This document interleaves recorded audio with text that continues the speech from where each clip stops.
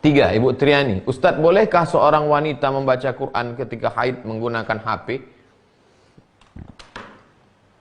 Perempuan yang sedang haid tidak boleh membawa Quran, tidak boleh memegang Quran, tidak boleh membaca Quran, tidak boleh masuk masjid, tidak boleh sholat, tak boleh puasa, tak boleh tawaf. 7. Lihat kitab Al-Fiqhul Islami wa Adillatuh. Qurannya kan di dalam, Pak Ustadz. Iya, beda memegang Quran yang zahir dengan memegang Quran yang ada di dalam program Quran digital. Tak apa-apa kau pegang, karena di dalam. Tapi membacanya tetap tak boleh. Ada 2 mazhab yang membolehkan. Pertama, mazhab Hambali. Boleh membaca kalau kau guru mengaji putus-putus.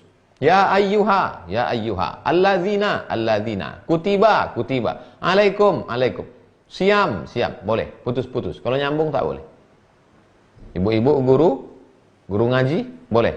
Bacanya putus-putus. Yang kedua, yang hafal Quran.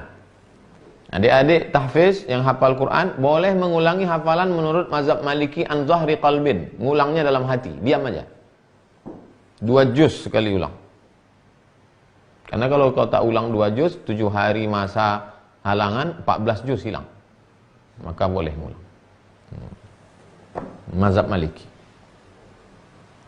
Assalamualaikum Ustaz. Waalaikumsalam warahmatullahi wabarakatuh. Bagaimana hukumnya ibu niat puasa untuk anaknya tiap hari Jumat?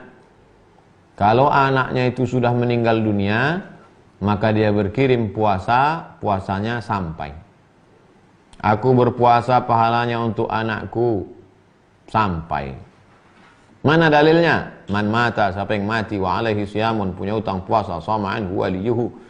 Haji sampai, solat sampai, puasa sampai, sedekah sampai, baca Quran sampai. Kalau anaknya itu masih hidup, puasa dia, maka puasanya itu adalah untuk tawassul. Anak ibu sedang di luar kota, tak bisa pulang karena PSBB. Ibu puasa. Sore pas berbuka mohon kepada Allah. Allahumma inni atawassalu ilaika bisiyami hadzal yaum. Aku bertawassul kepada Engkau ya Allah, berkat puasaku hari ini sehatkan anakku. Jauhkan dia dari narkoba. Jauhkan dia dari garong. Jauhkan dia dari corona. Nah, itu namanya tawassul. Berdoa kepada Allah, bertawassul dengan amal soleh. 2. Dari Ibu Tia. Ustadz, apa hukumnya tinggal dengan kakak ipar? Sama-sama menantu dan mertua.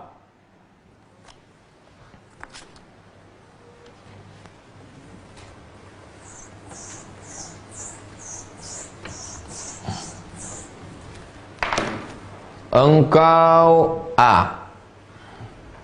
adik, kau punya kakak. Kakakmu ini punya istri. Kau adik laki-laki. Kakakmu laki-laki. Istri. Maka kau tak mahram dengan dia. Lalu kemudian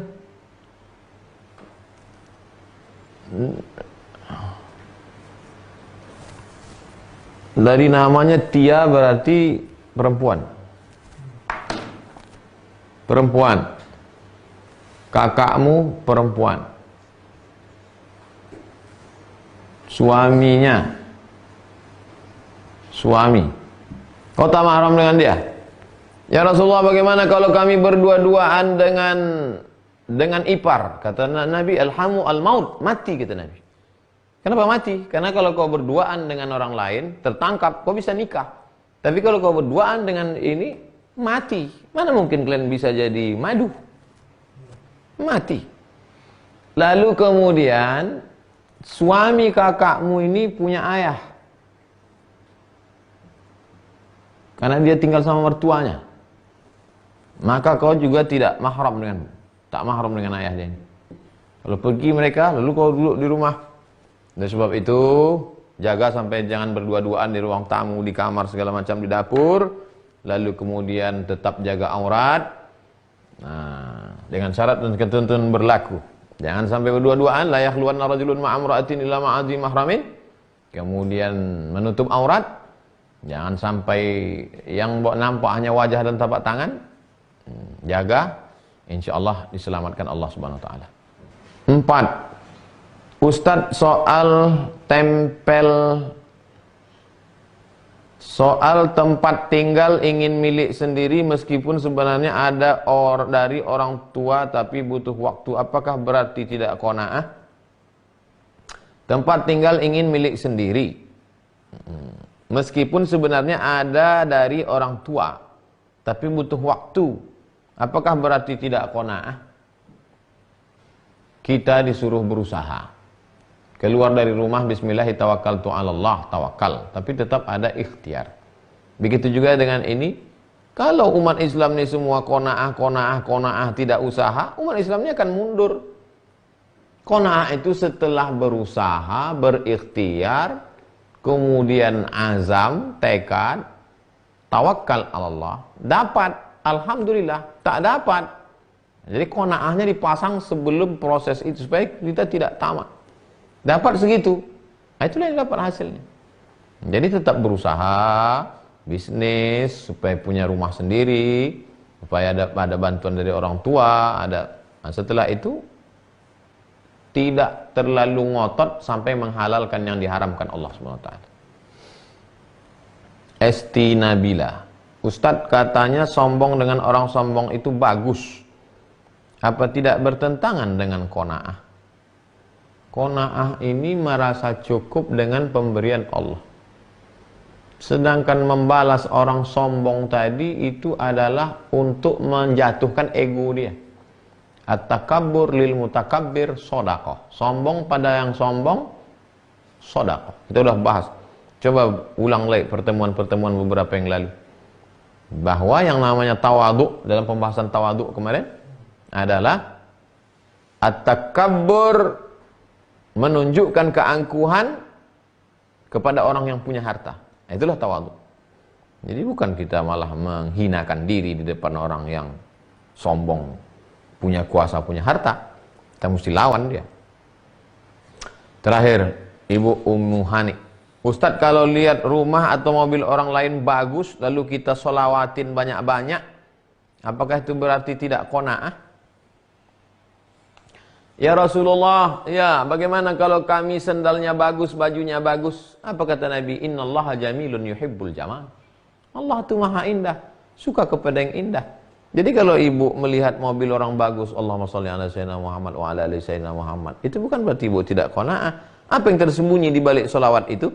Man shalla alayya salatan, siapa yang bersolawat kepadaku satu kali, sallallahu alaihi biha asyra, dibalas Allah 10. Berarti mobil ibu 10 kali lipat daripada itu bagusnya. Huttat anhu asyara sayiat. Kalau terlintas dalam hati hasad, dengki, tak senang, dihapuskan Allah kesalahan. Wa rufi'at lahu asyara darajat, dinaikkan Allah derajat tingkatan kemuliaan.